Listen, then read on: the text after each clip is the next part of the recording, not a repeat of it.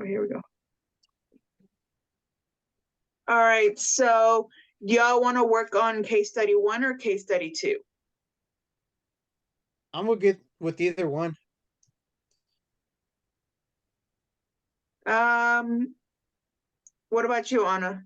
Or I feel like I have a little more to say about two than one. Let's go with two. all right, we'll go with 2. All right, case study 2. Tanya was a supervisor of the circulation staff at her library, and she would oftentimes hire staff to work the circulation desk that had an MLS and were new to the field or were school librarians that wanted a part-time evening or weekend job. They would usually stay for a year or so and either find a full-time librarian job or no longer need to work a part-time job to make ends meet. She was criticized by some of the other staff members for hiring people that she knew would probably not work for them would not work for them long, and why didn't she just hire clerks that would be around for a while? Why do you think Tony hired employees that she knew would probably not stay with the library for an extended period of time? Please discuss what you think are the positive and negative aspects of such a course of action. So what I have to say about this is I am one of those people that would have been hired in that position. I'm a page right now, but Mhm. they know I'm getting my master's degree and they know I'm not going to be there for long because I'm going to move up. And I struggled to find a job because no one wanted to take a chance on me because they knew I'd be getting my degree and moving up.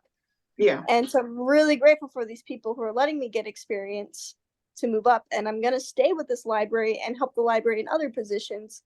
And this is just helping me be a better librarian later on. So it gives experience. Oh, I know what the pages do.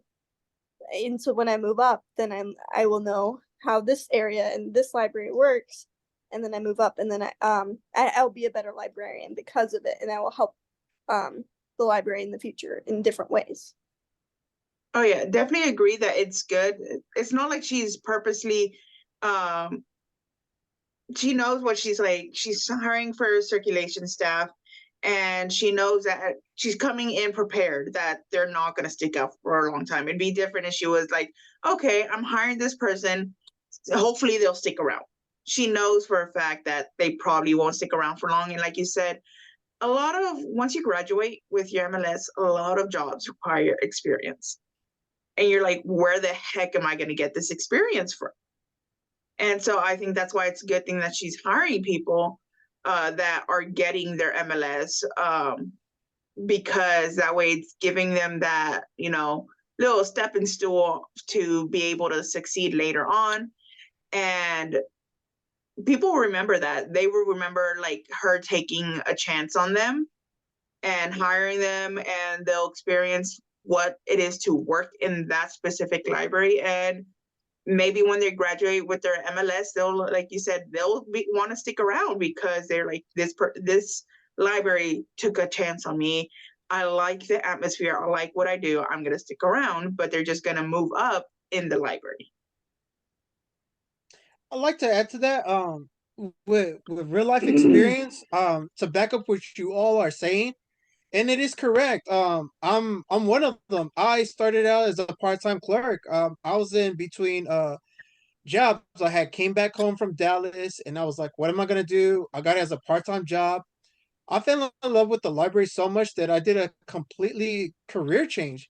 I stayed as a part timer. I moved up to full time circulation clerk. From there, I became now what is a paraprofessional in the AV department and also do adult reference. Apart from that, I started to like it more and more that I was like, you know what? I do want to get my MLS. And I'm not the only one. There's other people that other also started in circulation and they also are already librarians. And it's good to have that same people within your organization that work well, that know the culture, that can get along, and that you can cultivate more and more people.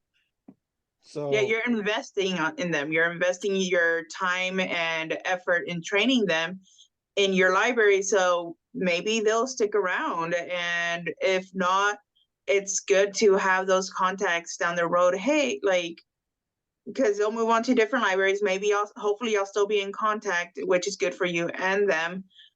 because that way y'all can exchange ideas on what works in y'all's different libraries and what doesn't and all that.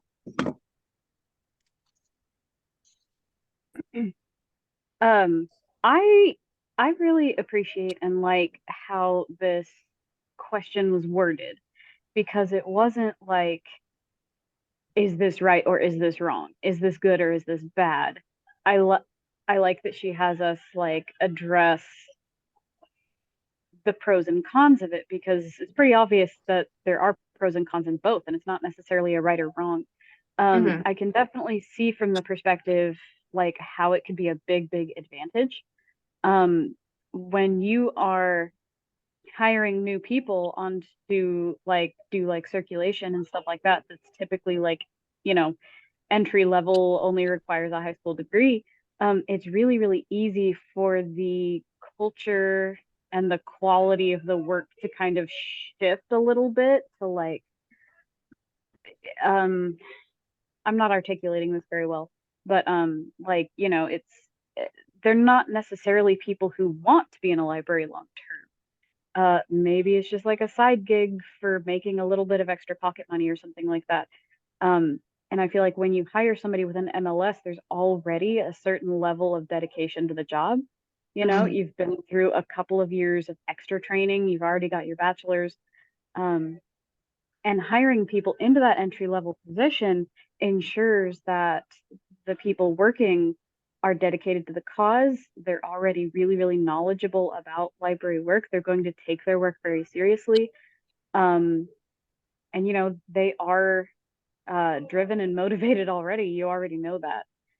So, you know, to some degree, I'm not going to say you know what you're getting into, but you know that you're hiring somebody who's passionate about the work and going to work hard to do a good job.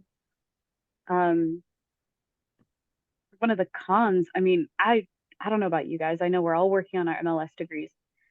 Um, if I were to complete my degree, you know, spend thousands and thousands of dollars on it, and then to be hired on to make like $8 an hour, to me that would feel a little bit demeaning.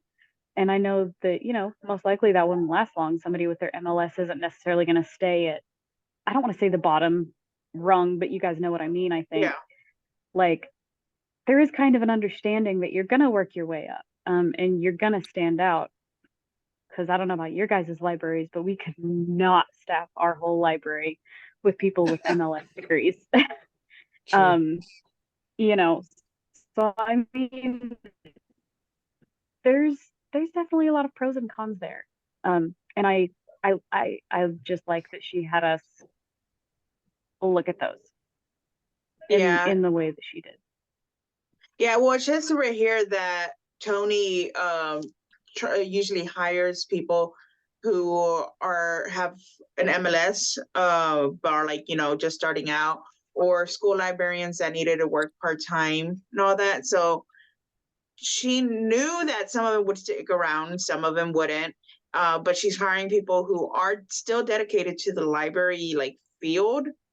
Um, just not necessarily those who are going to stick around. So there's still the expectation of quality work because she knows that these people are passionate about that.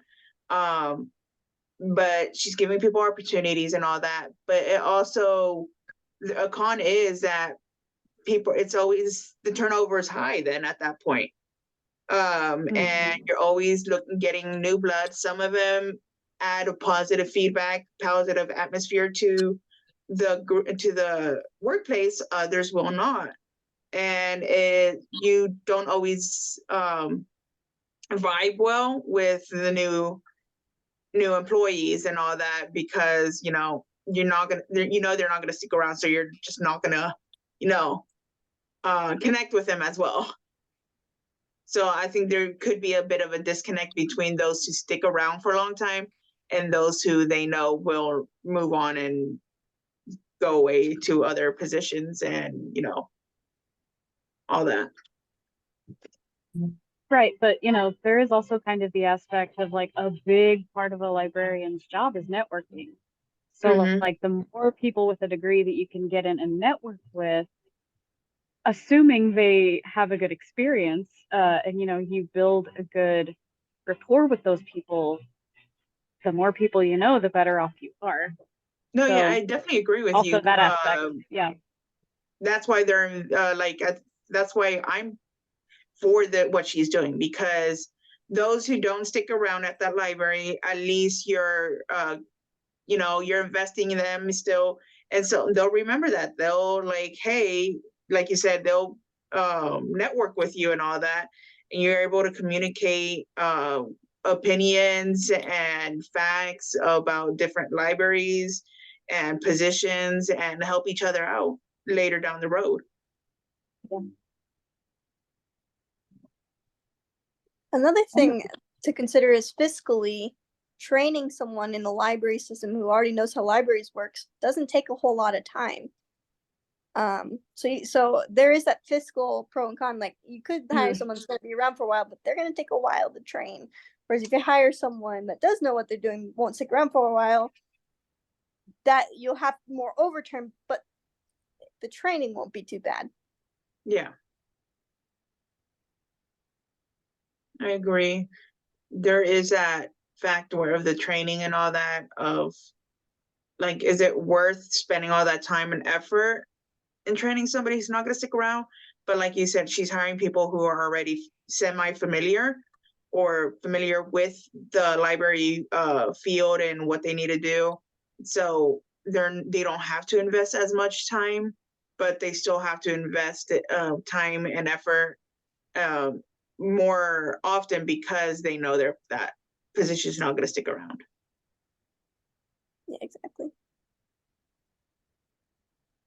But that's the oddest thing, because from my experience, nobody lasts. Like I haven't seen anybody that really, like, I could put one demographic that would actually like stay that long.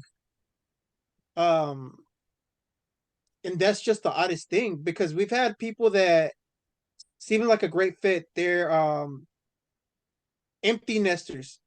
So they have, all this time, but all of a sudden they get to a certain age and they want to retire. So it's kind of like I don't know. Yeah, there's always that risk, whether you think they're going to stick around or not. Yeah.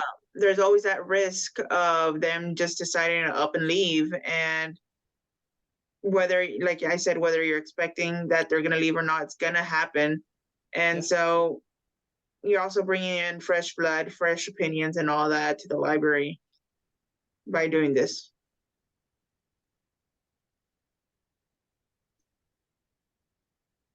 Anybody else have anything to add?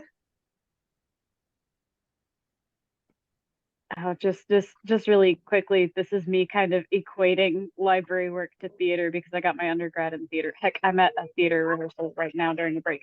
But it kind of seems like